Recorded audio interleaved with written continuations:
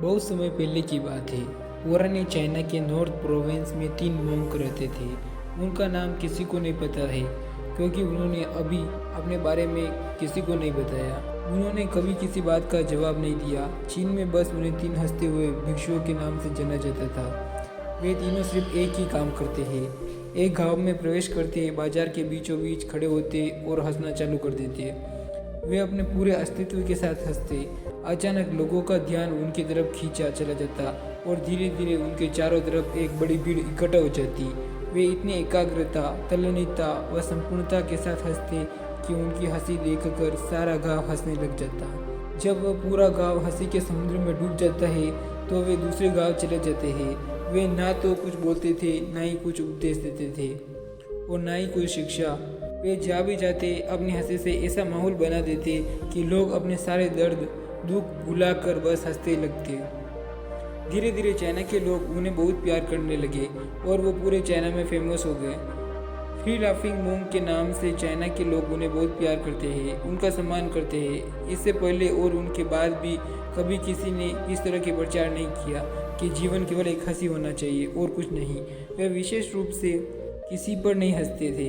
ये बस हंसते थे जैसे कि उनको मजा आपको समझ लिया हो, जैसे कि उन्होंने ईश्वर के मजाक को समझ लिया हो और उन्होंने एक शब्द का उपयोग किए बिना पूरे चाइना में इतना आनंद फैलाया जितना आज से पहले किसी ने नहीं फैलाया था। लोग उनका नाम पूछते हैं लेकिन वे बस हंसते तो ये उनका नाम बन गया, 3 लाफिंग बुद्धा। चाइना में घूम घूम कर लोगों को हंसाते हुए समय के साथ वे तीनों बूढ़े हो गए और एक रात जब वे गाँव में ठहरे हुए थे तब तीनों में से एक भिक्षु की मौत हो गई। पूरा गांव स्तब्ध रह गया। पूरा गांव बहुत ज़्यादा उम्मीद कर रहा था क्योंकि उन्हें लगता था कि जब उनमें से किसी एक की मृत्यु हो जाएगी बाकी जो 2 है वह उनको देख कर रोएंगे क्योंकि लोगों ने कभी उन्हें रोते हुए नहीं देखा था। जब सुबह हुई तो पूरा गांव इकट्ठा हुआ लेकिन दोनों भिक्षु तीसरे की लाश को देखकर जोर जोर से हंस पड़े।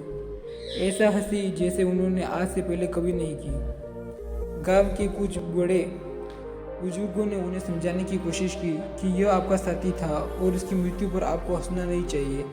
पहली बार उन भिक्षुओं ने लोगों से बात की और कहा, हम हंस रहे हैं क्योंकि यह आदमी जीत गया है। हम हमेशा सोचते थे कि पहले कौन मरेगा, लेकिन इस आदमी ने पहले मरकर हमें हरा दिया। हम अपनी हार और इसकी जीत पर हंस रहे हैं। इसके अलावा यह कई वर्षों तक हमारे साथ रहा। हमने एक दूसरे की मौजूदगी, उपस्थिति का आनंद लिया। उसे अंतिम विदा देने का इससे बेहतर तरीका क्या हो सकता है। हम केवल हंस रहे हैं लेकिन पूरा गांव उदास था।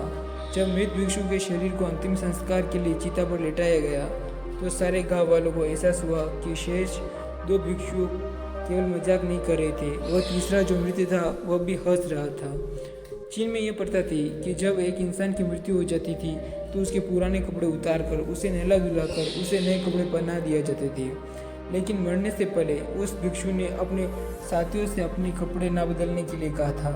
तीसरे भिक्षु ने कहा था, मुझे स्नान मत करवाना क्योंकि मैं कभी अशुद्ध हुआ ही नहीं। मेरे जीवन में इतनी हंसी आई कि कोई अशुद्धता जमा ही नहीं हो सकती थी। मैंने कोई धूल जमा नहीं की। हंसी हमेशा जुआ और ताज़ा होती है, इसलिए मुझे नहलाकर मेरे कपड़े मत बदलना। जब उस तीसरे भिक्षु के शरीर पर आग लगाई गई तो गाँव वालों को पता चला कि उस भिक्षु ने मरने से पहले अपने कपड़ों में कुछ पुरानी चीनी पटाखों को छिपा रखा था जो आग लगने के बाद फटकर आसमान में रंग बिरंगे कपड़ों में फैल गए। और यह देखकर एक बार पूरा गाँव जोर जोर से हंसने लगा। तो इस तरह से वह तीसरा मोंक मरने के बाद भी सारे गाँव वालों को हंसा गया। यह देखकर शेष दोनों भिक्षु ने कहा, चालाक आदमी, तुम मर चुके हो लेकिन तुमने हमें एक बार फिर हरा दिया। तुम्हारे द्वारा गाँव वालों के चेहरे पर पैदा की गई यह आखिरी हंसी थी।